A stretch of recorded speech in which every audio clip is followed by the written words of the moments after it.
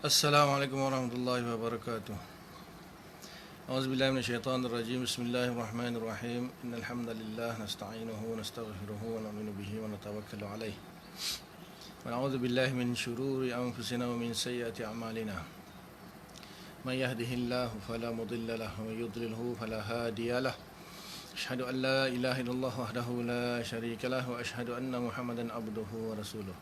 Allahumma salli ala sayyidina Muhammad wa ala alihi wa sahbihi ajma'in barik wasallim amma ba'd. Bismillahirrahmanirrahim. Wal 'asri innal insana lafi khusrin illa alladhina amanu wa 'amilus solihat wa tawassaw bil haqqi wa tawassaw bis sabr. Sadaqallahul 'azim. Wa qala Rasulullah sallallahu alaihi wasallam, man salaka tariqan yaltamisu fihi 'ilman sahalallahu lahu bihi tariqan ilal jannah. Atau kama qala sallallahu alaihi wasallam. Alhamdulillah, syukur kepada Allah Subhanahu Wa Taala kerana masih lagi diberi kesempatan untuk meluangkan masa untuk kita menyambung pengajian kita yang berkaitan dengan akidah Ahlussunnah wal Jamaah berpandukan kitab Kifayatul Awam. InsyaAllah kita mulakan dengan bacaan umum kita Al-Fatihah.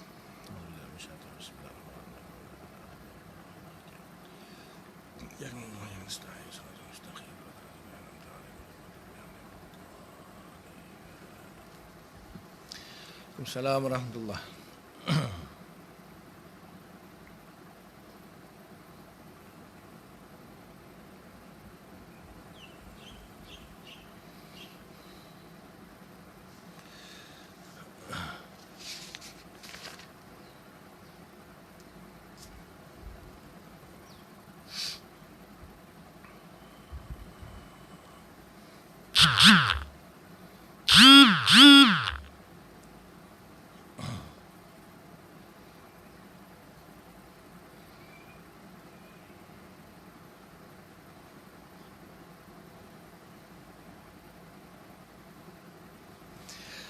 Ini ada yang tanya semalam tentang apa ni pendapat Imam Sanusi dengan pendapat Imam Ibnu Al-Arabi yang mengkafirkan muqallid itu pendapat tu bukan pendapat mutamad. Pendapat yang mutamad itu ialah seseorang yang tidak muqallid, yang bertaklid di dalam akidah dengan taklid yang jazim, maksudnya mantap lah, cuma tidak mengetahui dalil akli, maka dia sekiranya dia mempunyai keahlian di dalam nazar, dalam berfikir tentang dalil-dalil, maka dia dihukumi mukmin yang asin, mukmin yang tapi maksiat kerana meninggalkan kewajipan. Dan menurut Imam Sanusi dengan Imam Ibn Arabi kafir.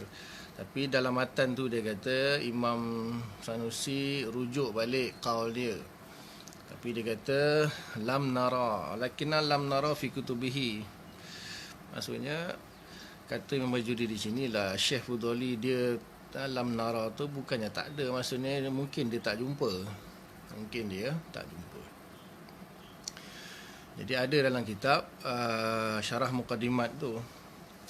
Jadi kata Imam Yusi, dia nukilkan kedua-duanya. Satu kata jumhur kata apa ni kafir. Dalam Syarah Muqaddimat dia kata jumhur kata tak kafir, maknanya masih lagi beriman, sah iman dia. Jadi jumhur nukil macam mana boleh. Jadi kata Imam Yusi ada ihtimal, satu jumhur mutakallimin, satu lagi jumhur ulama lah. Jadi jumhur ulama mengatakan bahawa iman dia sah, cuma dia katanya jumhur mutakallimin kata iman tak sah. So sebenarnya itu bukan qaul mu'tamad lah. Dan insyaAllah hari ini kita akan bahas tentang qada dan qadar seperti mana yang telah saya sebut pada pertemuan yang lepas, sebab dia kaitan dia dengan sifat wahdaniyah fil af'al, sifat iradah dengan sifat sifat kudrah dan sifat iradah, dan sama juga ada kaitan dengan sifat ilmu juga. Jadi qada dan qadar. Kalau qada ni menurut Asy'ariyah ialah satu keputusan, satu ketentuan yang azali. Satu ketentuan, satu keputusan yang qadim di Allah wa ta'ala. Jadi ada hadis mengatakan Sahih Bukhari, maqadir al-khalaiq qabla an yakhluqa as-samawati wal ard bi 50,000 sanah. Kataballahu maqadir al-khalaiq. Allah Taala telah menulis takdir, maqadir, ketentuan-ketentuan khalaik, semua makhluk. Allah tulis di mana? Jadi di sini tertulisnya di Lauhul Mahfuz. Qabla lain tak cantik ya. Jadi Allah Taala telah menulis di Lauhul Mahfuz qabla an yakhluqa as-samawati wal ard bi 50,000 sanah, 50,000 tahun sebelum penciptaan bumi, selama 50,000 tahun. Dia ada dalam kitab Al-Bidayah wa Nihayah, Imam Ibn Katsir, dia cerita awaluma khalaqallahu al-qalam, makhluk yang berantara makhluk yang awal yang Allah cipta ialah pen. Kemudian Allah Ta'ala perintahkan kepada pen, uktub, tulis. Pen tanya nak tulis apa yang akan berlaku sekarang sampailah hari kiamat. Jadi kalau kita lihat tulisnya segala maqadir itu yang dipanggil qada itu, kalaulah kita lihat dari segi itu, maka dia barulah, dia hadis. Sebab qalam hadis, Lauhul Mahfuz pun hadis, maka tulisan itu pun hadis. Tapi yang ditulis itu ialah apa yang Allah inginkan di dalam iradah dia sejak azali. Jadi pen itu dengan kuasa Allah lah, dengan kudrah Allah, pen itu menulis apa yang Allah kehendaki. Allah jugalah yang mentanjiskan sifat kudrah dia untuk membuatkan pen itu menulis di Lauhul Mahfuz apa yang Allah inginkan.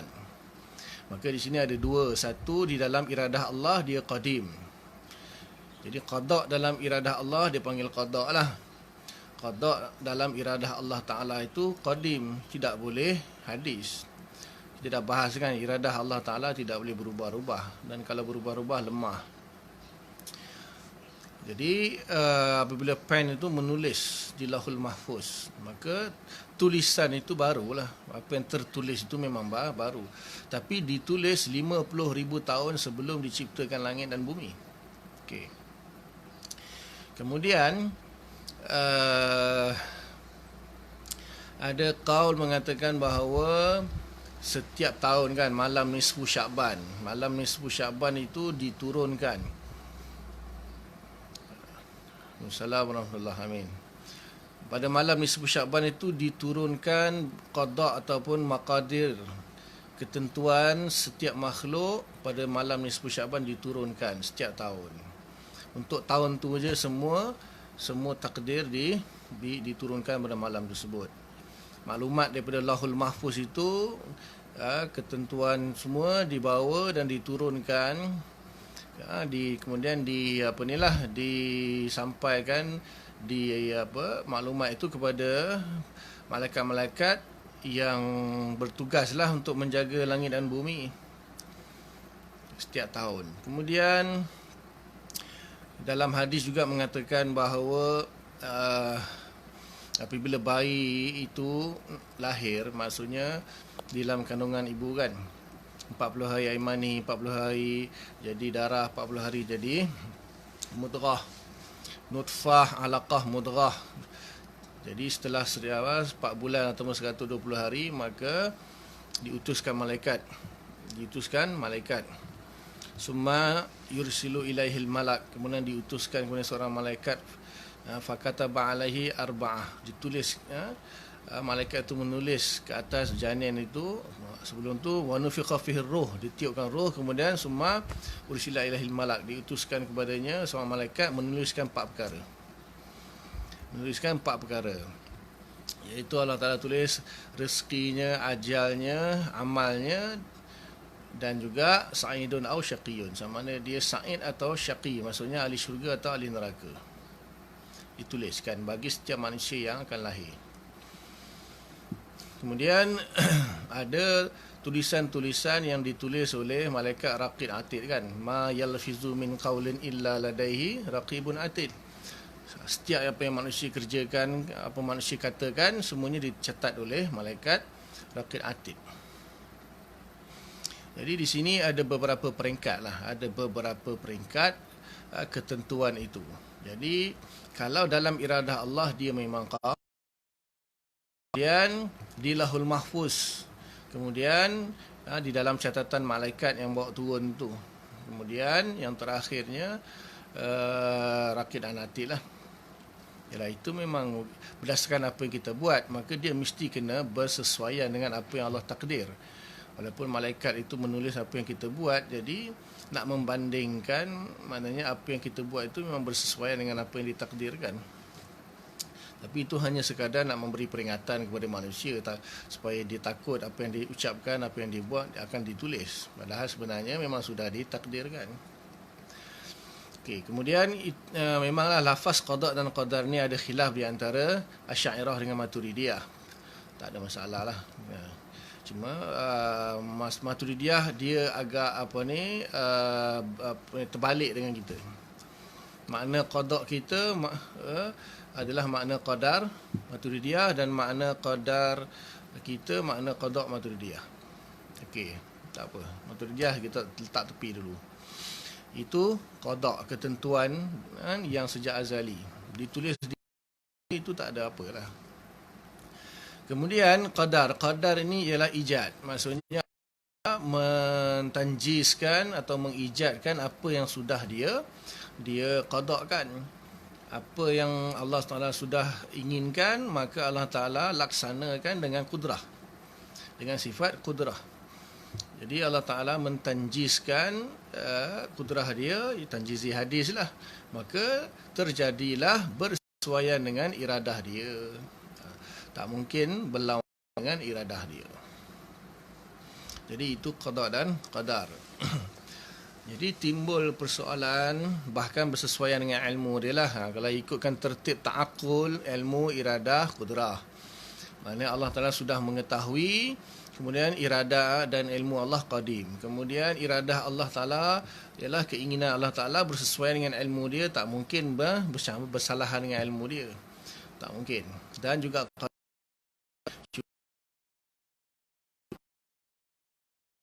panggil tanjizi hadis, pelaksanaan yang baru. Jadi di situ timbul isu bermakna, adakah segala-gala yang baik dan buruk juga itu memang Allah Ta'ala yang menginginkan dan Allah Ta'ala yang membuat. Bahkan kita belajar dalam wahdaniyah fil af'al, makhluk tidak berbuat, makhluk hanya kasab. Tengok baliklah kan, saya ulang banyak kali letih juga. Jadi timbullah macam tu. Maknanya kalau macam tu, apa gunanya dosa dan pahala? Betul. Allah yang cipta orang tu solat, Allah bagi dia pahala masuk syurga. Allah yang ciptakan dia tu buat maksiat, berzina, Allah Taala bagi dia dosa, dia masuk neraka. So manusia ni macam robot Jabariyah lah begininya. Maka muncullah kelompok yang dinamakan Jabariyah. Lain tak cantik. Jadi seolah-olah manusia ni majbur. Majbur maknanya dipaksa, maknanya dipaksa oleh takdir. Kemudian satu kelompok, bila manusia ni majbur, maka sebelum munculnya Jabariyah ni, muncul Qadariyah dulu. Muncul Qadariyah, iaitu Ma'bad Al-Juhani. Ma'bad Al-Juhani ni dia mengatakan bahawa tidak ada takdir. Manusia yang memilih untuk apa yang dia berbuat. Allah Ta'ala ciptakan dia, Allah dia bagi dia kudrah hadisah. Allah Ta'ala beri pada manusia kudrah hadisah, maka kudrah hadisah itu, dengan kudrah hadisah itulah, iaitu tenaga lah, kemampuan, termasuk keinginan sekali. Keinginan, kemampuan manusia yang memilih, dan dia yang buat apa yang dia pilih lah, yang dia nak. Dan Allah Ta'ala pun sampai tak tahu apa yang nak dibuat oleh hamba, dan bila hamba tu sedang buat, maka baru Allah tahu. Itu Qadariyah. Jadi supaya apa? Bila manusia tu yang pilih dia nak buat baik ke atau nak buat buruk, maka dialah yang layak untuk dapat pahala kalau dia pilih buat baik, yang dia cipta perbuatan dia sendiri. Dan kalau dia pilih buat jahat, dia buat perbuatan dengan perbuatan dia sendiri, maka dia layak dapat dosa. Kalau Allah yang buat semuanya, apa guna dosa pahala? Makanya di situ manusia akan jadi majbur. Maka jadilah muncullah qadariyah. Dalil dia macam-macam. Dalil dia kata faman syaa falyu'min wa man syaa falyakfur. Barang siapa yang hendak nak beriman, berimanlah. Siapa yang nak kafir, kafirlah. Itu Allah Taala bagi tahu kan ayat tu kan.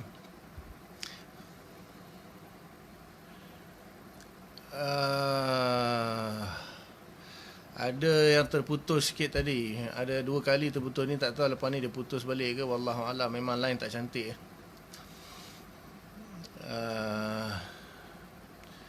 Tadi tu terputus sekejap tu, tak kena suara lah.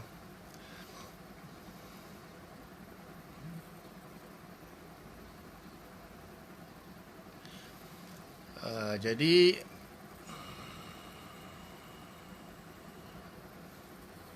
boleh tengok rakaman. Nanti bila rakaman dia tak putus lah. Saya rasa lah bila rakaman dia tak putus. Tengah rakam ni, live ni dia putus. Nanti bila dah habis tengok rakaman, dia sambung balik rasanya. Jadi muncullah qadariyah. Antara dalil dia yang lain ialah innallaha la yughayyiru ma biqaumin hatta yughayyiru ma bi anfusihim. Allah Taala tidak akan mengubah apa-apa yang pada kaum itu, melainkan kaum tu yang mengubah diri mereka sendiri. Itu dalil-dalil qadariyah. Jabariyah pula berdalilkan kullun min indillah. Kullun min indillah. Kullun min indillah itu dalil Jabariyah. Wallahu khalaqakum wama ta'malun. Allah Taala menciptakan kamu dan menciptakan apa yang kamu kerjakan. Itu dalil Jabariyah. Allahu khaliqu kulli syai'. Allah Taala menciptakan segala sesuatu. Masing-masing berdalilkan Al-Quran. Nampak tu? Qadariyah berdalilkan Al-Quran, Jabariyah pun berdalilkan Al-Quran. Okey. Jadi memang di sini ada permasalahan lah. Sebab tu memang sebenarnya ada orang yang dia cenderung kepada Qadariyah dan ada orang dia cenderung kepada Jabariyah tanpa dia sedari. Jadi datang Asy'ariyah ni biasalah, Asy'ariyah ni mu'tadil, mutawassit. Dia memang mendamaikan antara Qadariyah dan Jabariyah. Kemudian juga samalah dalam bab jisim dan ta'til tu kan. Ada yang mujassimah mengisbatkan semua ayat Quran sehingga bawa kepada tajsim, mujassimah. Dan ada yang terlalu melampau dalam mensucikan Allah Taala, menafikan semua sifat, akhirnya jadi mu'attilah. Jadi Asy'ariyah datang jadi di tengah-tengah. Jadi kita kena pandang di sini, kena pandang daripada 2 sudut. Satu sudut akidah, satu sudut syariat. Ataupun satu la ilaha illallah, satu Muhammad Rasulullah. Ataupun satu keyakinan, keimanan, i'tiqad kita lah. Satu lagi tuntutan untuk kita beramal. Beza tu. Dari segi akidah kan kita kata antu'mina bil qadri khairihi wa syarrihi. Itu rukun iman. Antu'mina billahi wa malaikatihi wa kutubihi wa rusulihi wal yaumil akhir wa tu'mina bil qadri khairihi wa syarrihi.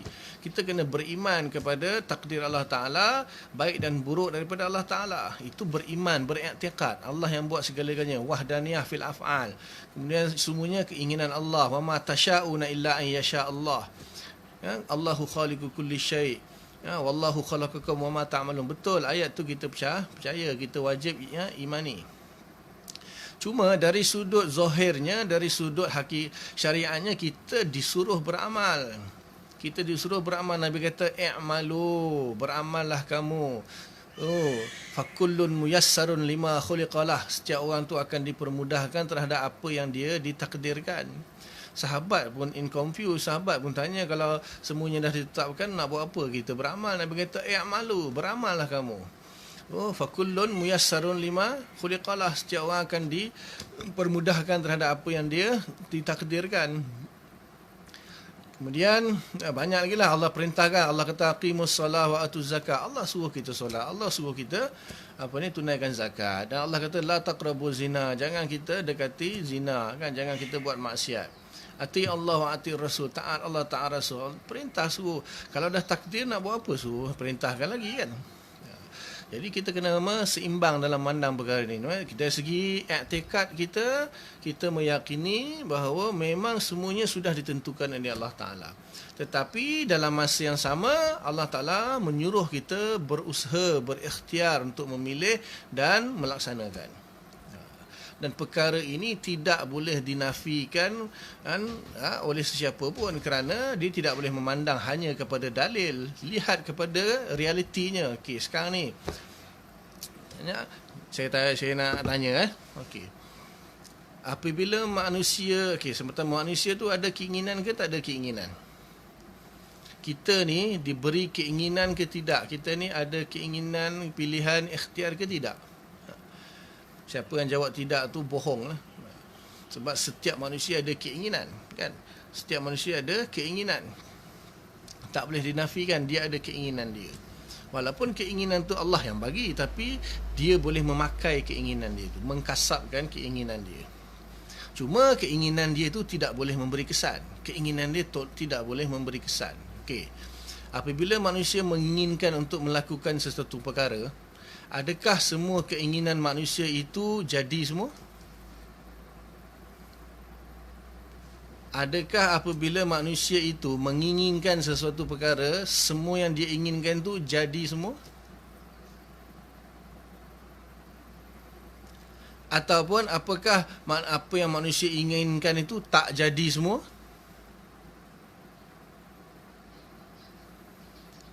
Kemudian manusia tidak menginginkan sesuatu. Apakah manusia tidak menginginkan sesuatu, semua tak jadi?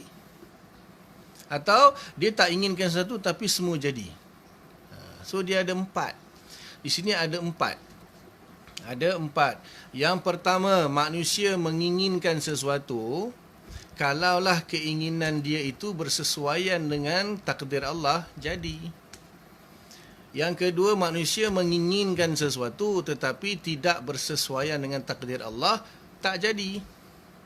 Yang ketiga, manusia tidak menginginkan sesuatu dan bersesuaian dengan takdir, memang tak jadi ya. Dan yang keempat, manusia tidak menginginkan sesuatu tetapi tak bersesuaian dengan takdir, maka akan jadi juga. 4 perkara. Nak tanya, 4-4 ni pernah berlaku tak dalam kehidupan? Ada semua orang dia ingin jadi semua? Ada semua orang yang dia ingin tak jadi semua? Ada orang yang dia tak ingin tak jadi semua? Ada orang yang dia tak ingin jadi semua? Ada? Jadi ini dalil, ini yang kita lalui hari-hari. Apa yang kita inginkan kadang-kadang jadi, kadang-kadang tak jadi. Dan apa yang kita tidak inginkan pun kadang-kadang jadi, kadang-kadang tak jadi. Kita diberi keinginan, maka yang jadi dan tak jadi itu bukan berdasarkan keinginan kita, berdasarkan takdir. Tetapi kita tidak dipaksa, maknanya kita tak boleh kata, aku dah ditakdirkan buat macam mana. Habis tu yang kita inginkan jadi tu, kita tak kata takdir pula. Tak ingin PKP disambung, sambung juga kan. Buat macam mana? Jadi di sini kalau nak diikutkan teori lah, teori yang ulama buat, satu dipanggil takdir mubram. Takdir mubram, iaitu takdir yang tidak boleh diubah. Takdir yang tidak boleh diubah. Takdir mubram ini akan menghasilkan af'alul ittirari pada manusia. Takdir mubram, takdir yang tidak akan diubah, akan menghasilkan af'alul ittirari kepada manusia. Maknanya perbuatan yang berlawanan dengan keinginan manusia lah. Berlawanan dengan keinginan manusia. Kemudian yang kedua dipanggil takdir mu'allak. Dipanggil takdir mu'allak. Takdir mu'allak itu maksudnya dia mu'allak dengan iradah manusia. Mu'allak dengan keinginan manusia. Jadi kalau keinginan manusia itu dia berkeinginan untuk sesuatu, maka benda itu terjadi ikut keinginan dia, sebenarnya bukanlah terjadi kerana keinginan manusia itu, dah memang itulah takdir dia. Jadi keinginan manusia itu bersesuaian dengan takdir Allah, maka jadi. Jadi manusia rasa apa yang diinginkan jadi, itu dipanggil takdir muallaq. Tapi kalau dia inginkan tapi tak jadi, maka itu namanya takdir mubram. Takdir mubram maknanya apa yang terjadi itu berlawanan dengan keinginan manusia, maka dia jadi takdir mubram. Kerana dia akan jadi af'alul ittirari, bukan menurut ikhtiari, tak akan jadi af'alul ikhtiari. Kalaulah bersesuaian dengan kehendak manusia, dia akan jadi af'alul ikhtiari. Jadi seolah-olah perbuatan itu terjadi atas dasar ikhtiar manusia. Dia panggillah takdir muallaq yang menghasilkan af'alul ikhtiari. Faham? Itu teori saja, teori. Faham Jadi di sini manusia diberi iradah tetapi tidak memberi kesan, diberi keinginan tetapi tidak memberi kesan. Dan manusia juga diberi kudrah, namanya kudrah hadisah, dan kudrah hadisah pun tidak memberi kesan. Kudrah hadisah ini dia hanya muqaranah. Ketika manusia ingin melakukan sesuatu dan keinginan dia bersesuaian dengan kehendak Allah, dengan takdir Allah, maka ketika dia melakukan perbuatan itu, maka Allah mentanjiskan sifat kudrah dia secara hadis. Kemudian kudrah hadisah yang ada pada manusia itu muqaranah dengan kuasa Allah Ta'ala, maka jadilah perbuatan tersebut yang dinamakan kasab. Jadi ada kalanya kadang-kadang kita tak sengaja membuat satu kesalahan, kesilapan. Maka Allah Maha Adil. Dalam hadis Nabi kata, innallaha tajawaza an ummati al-khata'a wan nisyan wa mastukrihu alaih. Sesungguhnya Allah Ta'ala itu memaafkan umat aku khata', tersalah, tak sengaja, nisyan, terlupa, wa mastukrihu alaih, dipaksa.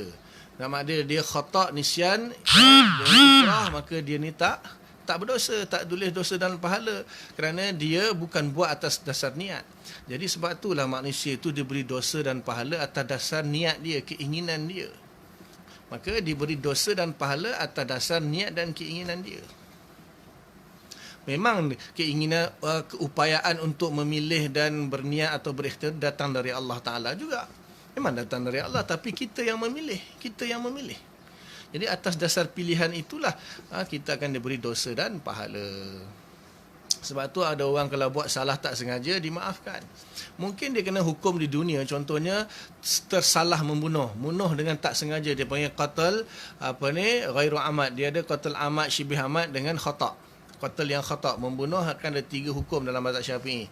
Amad, ghairu amad dan khata'.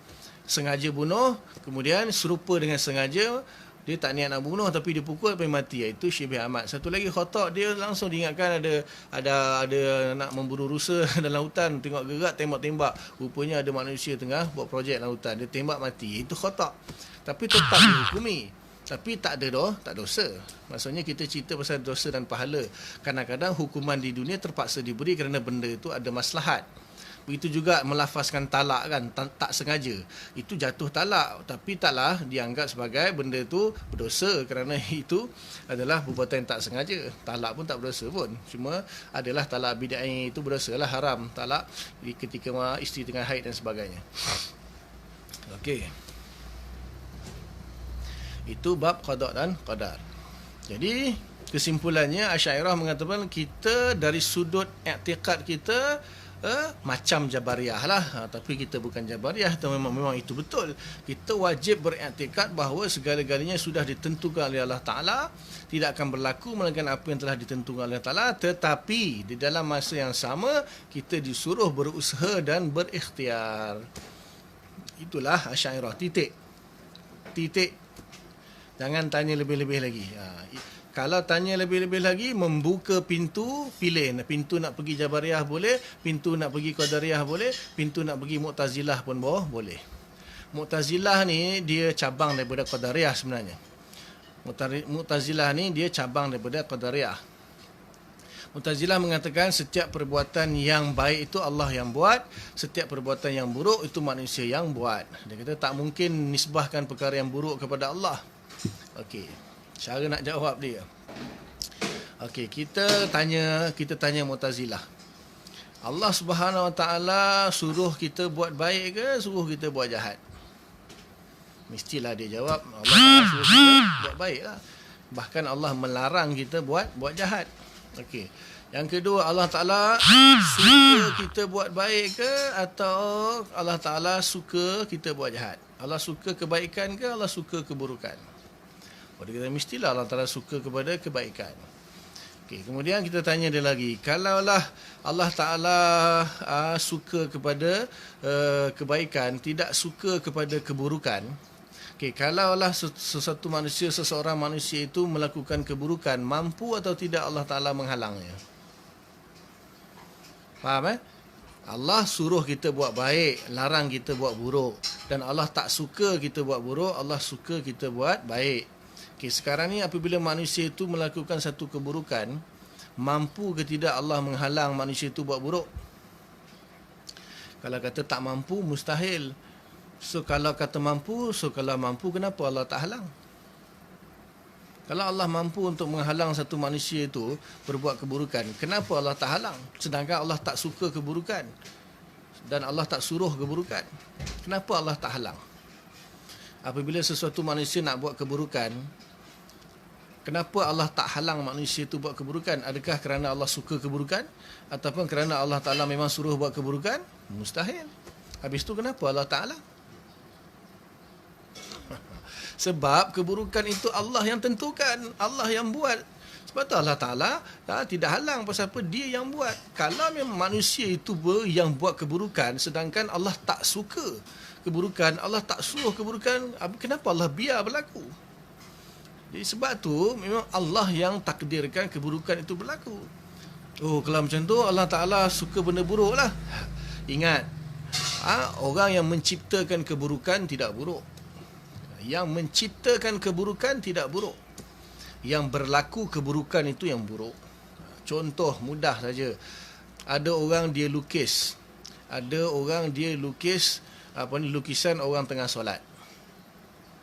Yang kedua, ada orang dia lukis orang tengah berzina. Contoh dia lukis lukisan orang tengah solat. Satu lagi dia lukis lukisan orang tengah berzina.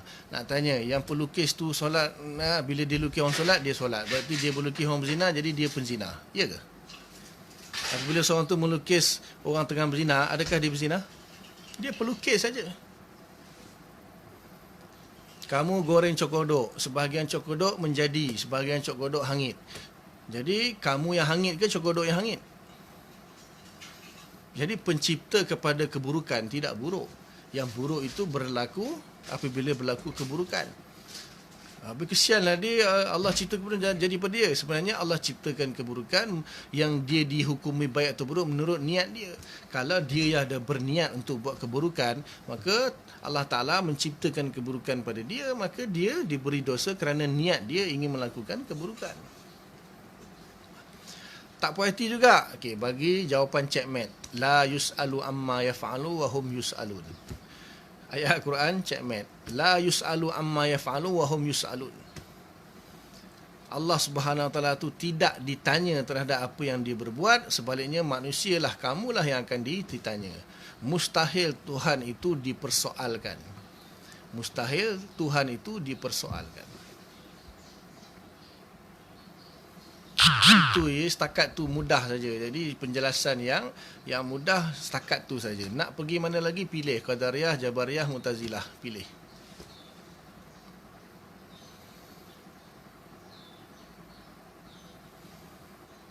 Jadi qada itu ialah ketentuan Allah Ta'ala yang azali. Kemudian qadar itu ialah pelaksanaan terhadap ketentuan Allah Ta'ala itu. Okey, kemudian timbul persoalan. Habis tu ada hadis Nabi mengatakan bahawa doa itu tidak ada yang boleh mengubah takdir melainkan doa. Dalam Tirmizi kan, dalam hadis dalam Sunan Tirmizi yang mengatakan tidak ada yang boleh mengubah takdir melainkan doa. Kemudian ada yang mengatakan pula bila kita banyak bersedekah menjangkau umur kita, menambahkan rezeki, bila banyak istighfar menambahkan rezeki. Kalau kita menjalinkan silaturahim boleh memanjangkan umur, menambahkan rezeki. Katanya rezeki dengan ajal dah ditentukan, takdir mubram. Doa menolak takdir. Okey. Hadis Nabi. Sebab jawapan dia sebenarnya kalau kita nak memahami sebuah hadis mesti kena rujuk kepada ulama. Jangan ikut Wahabi, terus pergi ambil hadis. Kita tengok apa pemahaman ulama terhadap hadis tersebut.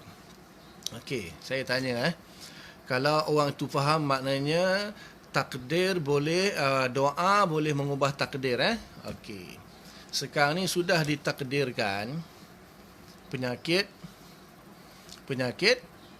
corona, virus corona COVID-19 sedang merebak. Okey, itu takdir Allah. Hari-hari bukan hari-hari, seminggu 2 kali Sultan Selangor suruh doa di masjid tu. Semua doa. Kalau takdir boleh doa boleh mengubah takdir, doa lah. Supaya Allah Ta'ala hilangkan coronavirus, supaya Allah Ta'ala hentikan PKP ni. Doa cepat. Doa lah.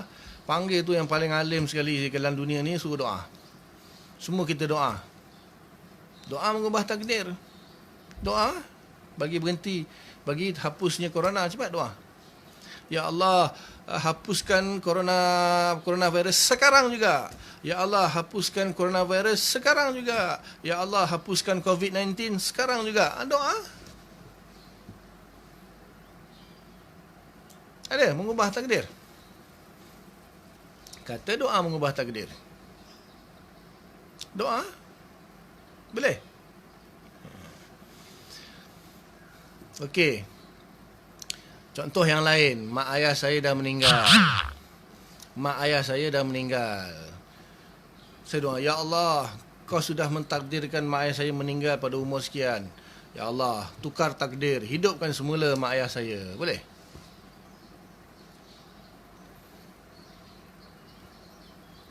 Boleh?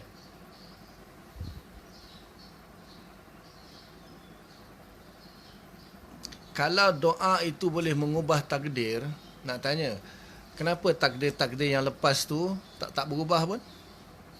Orang jawab, okey tak. Maksudnya berdoa bukan untuk takdir yang lepas-lepas tak boleh berubah. Takdir yang akan datang tu yang berubah. Takdir yang akan datang berubah. Okey, nak tanya, kita tahu ke apa takdir yang akan datang tu apa dia? Tahu. Siapa yang tahu takdir akan datang apa? Tahu.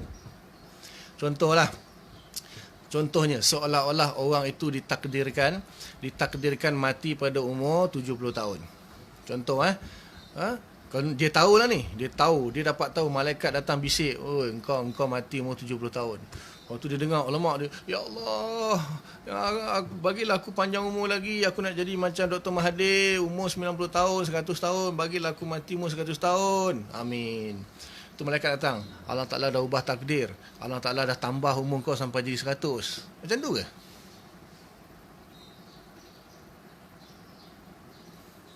Macam tu ke?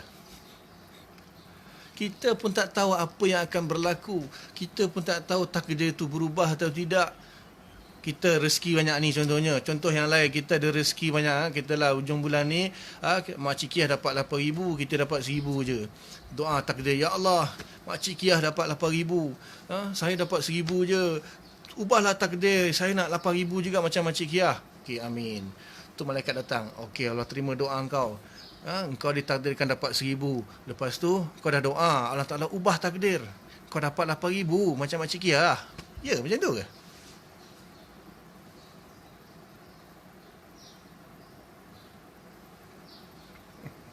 Jadi sebenarnya pemahaman yang sebenar terhadap hadis itu boleh mengubah takdir. Doa itu, hadis yang mengatakan doa itu boleh mengubah takdir ialah manusia ni dia mengkhawatiri perkara-perkara yang buruk berlaku kepada dirinya pada masa akan datang.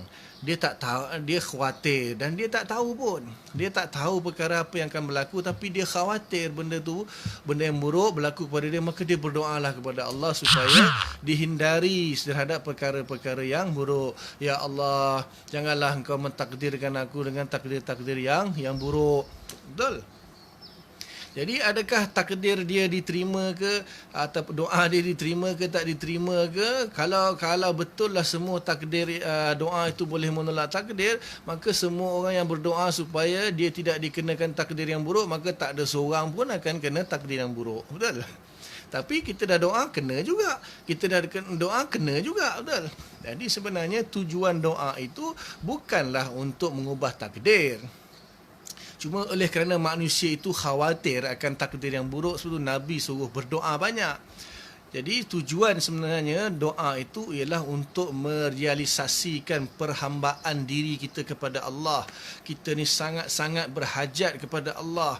Kita nak tunjuk yang kita ni hamba Allah yang sangat berhajat kepada Allah. Walaupun kita tahu semuanya Allah sudah takdirkan, tetapi kita merendah diri di depan Allah. Kita tadarruk, kita tawaduk di depan Allah Ta'ala. Ya Allah, aku ni hamba Engkau yang lemah. Ya Allah, aku memohon kepada Engkau. Ya Allah, kau bantulah aku, ya Allah.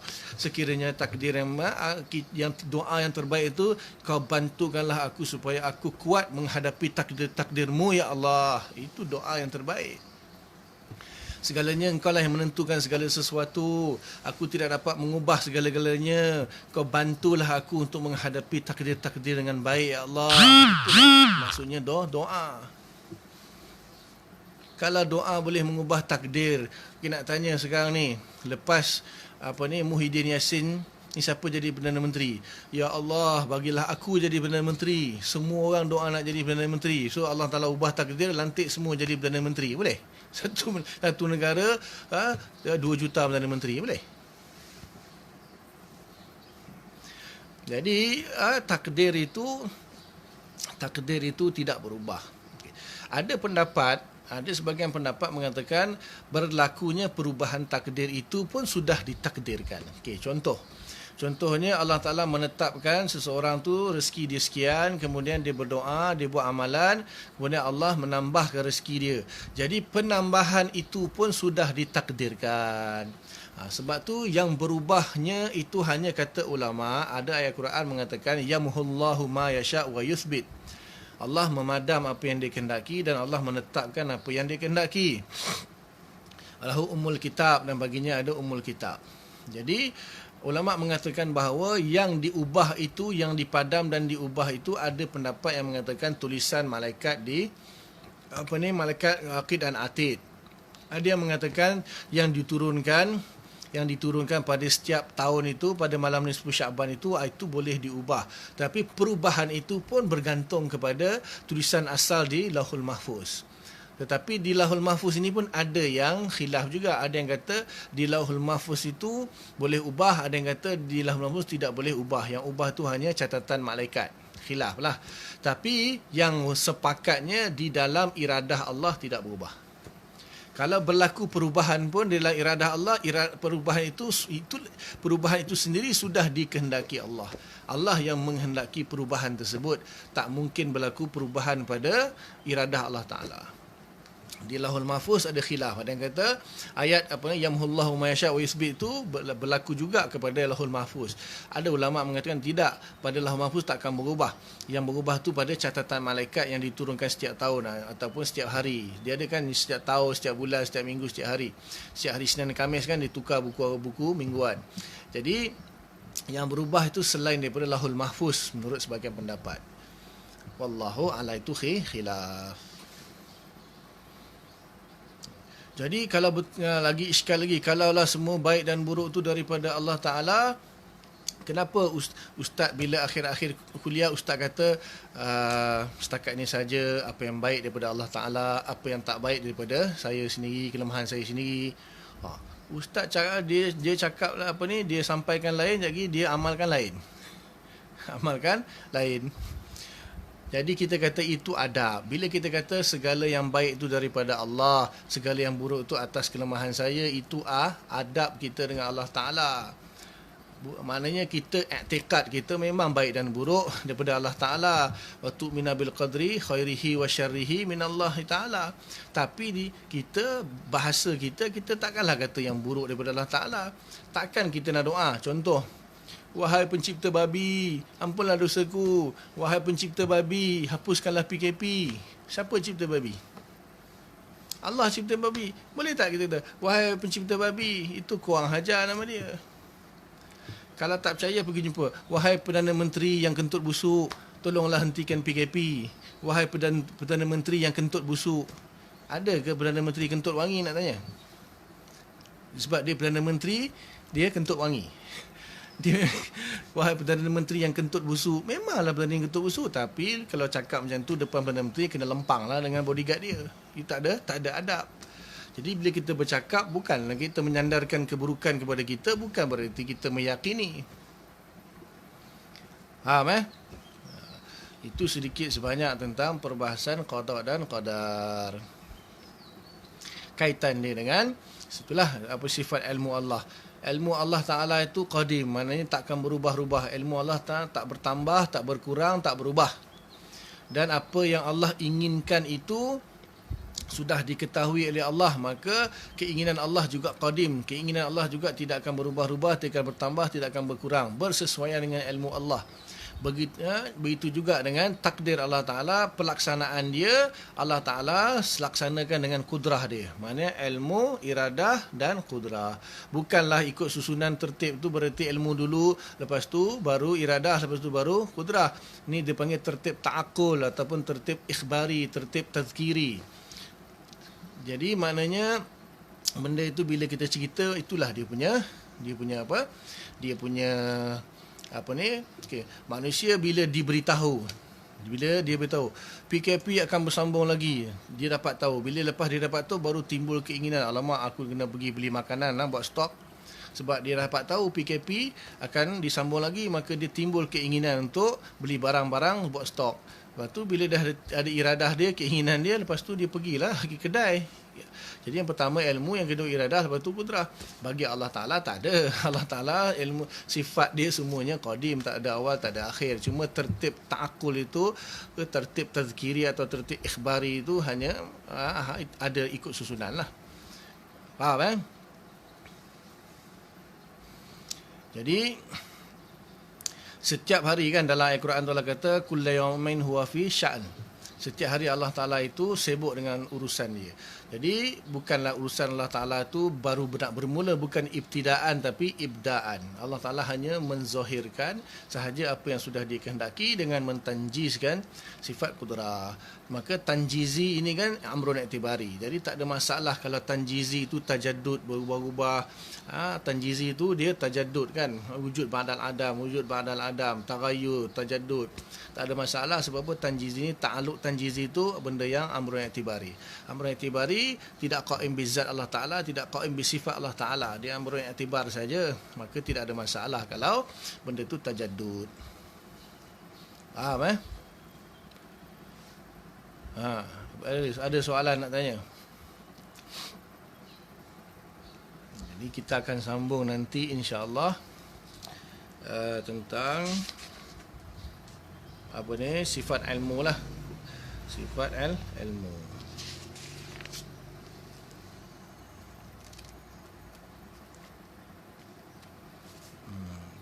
Tapi besoklah kita sambung insya-Allah Besok kita sambung. Tengok ada yang tanya soalan tak? Itu sangat berbicara terus.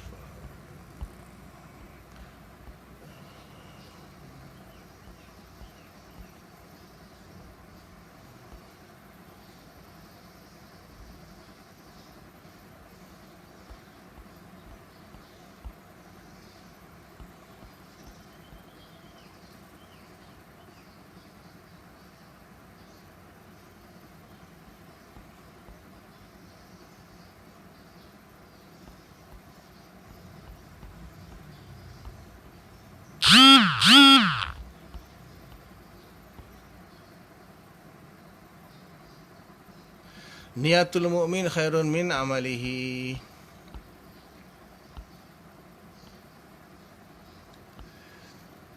Niyatul mu'min khairun min amalihi ialah sebab apa?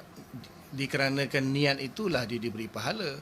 Sebab manusia itu contohnya bila dia bersedekah misalnya, Sedekah tu kan amal dia. Tapi niat dia bukanlah kerana Allah, niat dia kerana nak menunjuk-nunjuk. Jadi maknanya amalan itu bukan zahirnya nampak baik, tapi disebabkan niat dia buruk, amalan tu tak jadi baik. Sebaliknya, kalau satu orang tu dia buat benda kecil sekalipun tapi niat dia baik, ataupun niat dia tak kesampaian untuk melaksanakan amalan tersebut, maka tentulah niat itu dianggap lebih baik daripada amalan. Itu yang saya faham lah.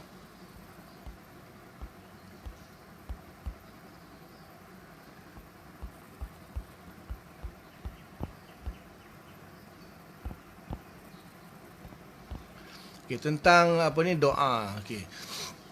Dalam sebuah hadis, dalam riwayat Musnad, dalam kitab Musnad Imam Ahmad, Musnad Imam Ahmad bin Hanbal, ada sebuah hadis, saya tak ingat Arab dia. Hadis itu memberi makna doa itu diterima oleh Allah Ta'ala. Allah kata, ud'uni astajib lakum. Berdoalah kepada aku, maka akan dikabulkan. Allah katakan astajib. Jadi ijabah doa itu ialah nama amruhu iza arada syai'an yakun lahu kun fayakun. Okey, kejap. Ijabah Allah Ta'ala menerima doa itu dalam hadis tu begitu dengan 3 cara. Yang pertama, apa yang dia minta memang dapat. Itu.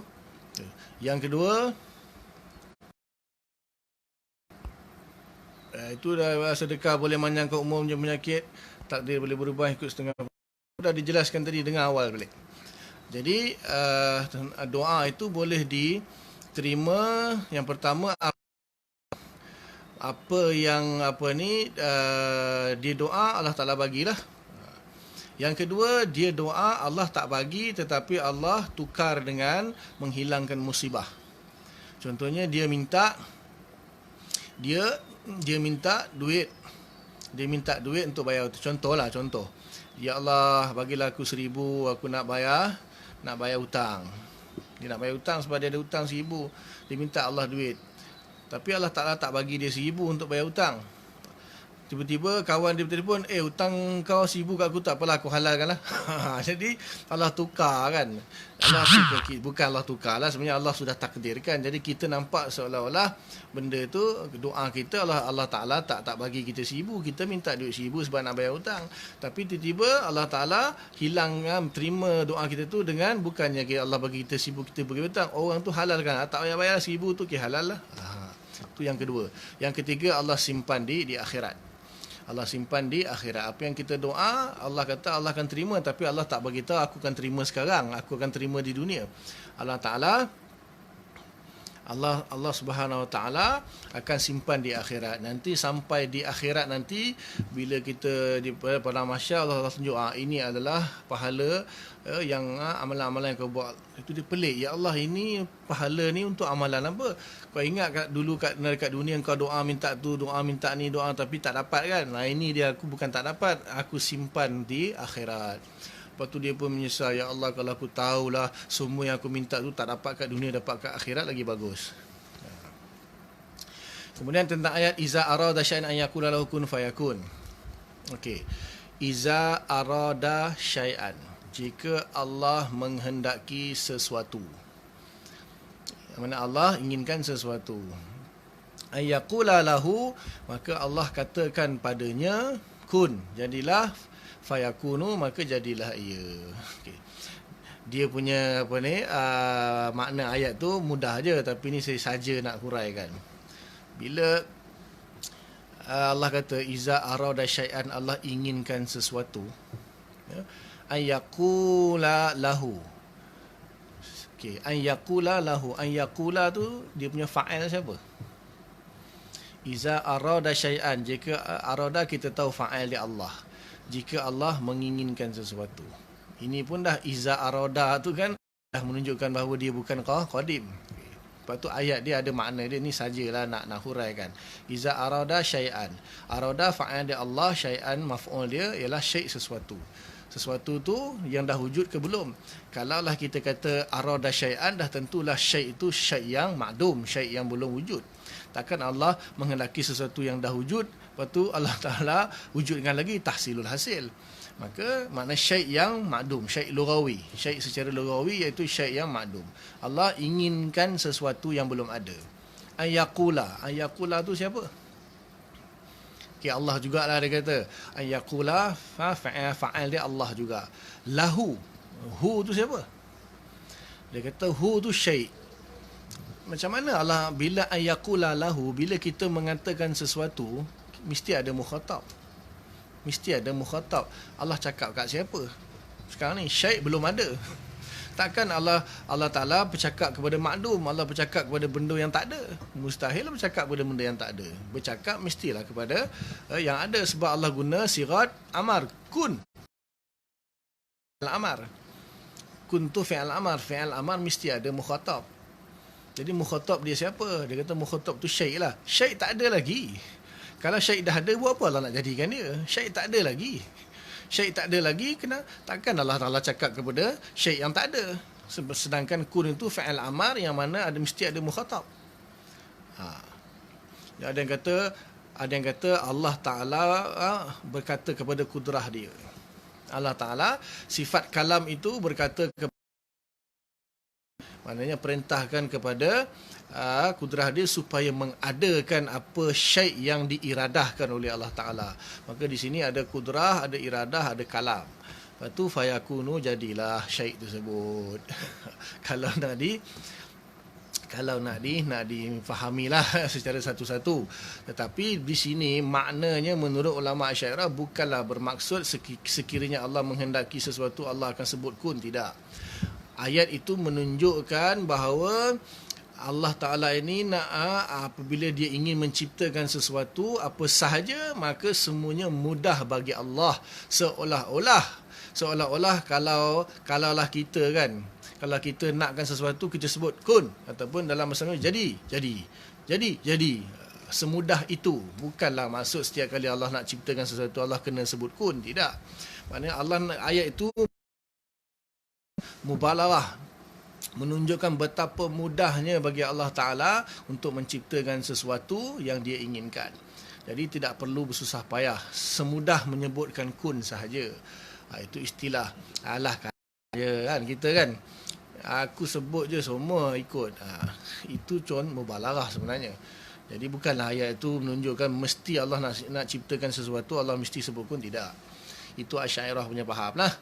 Iaitu menunjukkan betapa mudahnya bagi Allah Ta'ala untuk menciptakan segala sesuatu yang dia inginkan. Itu makna ayat tersebut lah. Boleh baca dalam tafsir-tafsir yang dikarang oleh ulama Asy'ariyah, contohnya tafsir Imam Fakhruddin Ar-Razi dan sebagainya. Yelah, semua tu saya dah bahas dah. Tengok balik, dengar balik. Segala amalan yang menjanjikan pertambahan rezeki panjang umur tu, saya dah bahas. Dengar balik. Di tengah-tengah tu. Allahualam, cakap tu dulu. InsyaAllah, kalau besok hari Sabtu. Esok tengok dulu kemungkinan. Besok mungkin ada, mungkin tak ada. Tengok dulu Esok rasanya macam ada kuliah tempat lain. Mungkinlah, wallahu. Jadi dia ada satu ahad yang memang saya terpaksa off. Jadi mungkin kita rehat, ataupun kalau saya rajin saya tukar petang ke. Tengok macam mana lah. Kalau malam pun saya ada kuliah. Jadi petang ni biasa orang nak rehat kan. Korang semua pun nak rehat. Tengoklah kalau saya rajin, mana tahu tiba-tiba saya sambung petang. Kalau pagi tu ada kuliah lain lah. Jadi kalau tak ada, saya biasalah kita sambung lah. Ahad pun sama juga. Jadi kita mungkin sambung Isnin lah. Kalau saya tak sambung petang, Isnin kita jumpa insyaAllah. Bolehlah rehat-rehat, tengok kuliah yang lain ke. Jadi setakat tu dulu apa yang baik daripada Allah Ta'ala. Apa yang tak baik, kelemahan saya lah. Walaupun hakikatnya kehendak Allah juga kan. Jadi kita tangguh dengan kafirah madhi. Subhanallah bihamdika, nasyhadu an la ilaha illa anta, nastaghfiruka wa natubu ilaik. Subhana rabbika rabbil izzati amma yasifun, wa salamun alal mursalin, walhamdulillahi rabbil alamin. Assalamualaikum warahmatullahi wabarakatuh.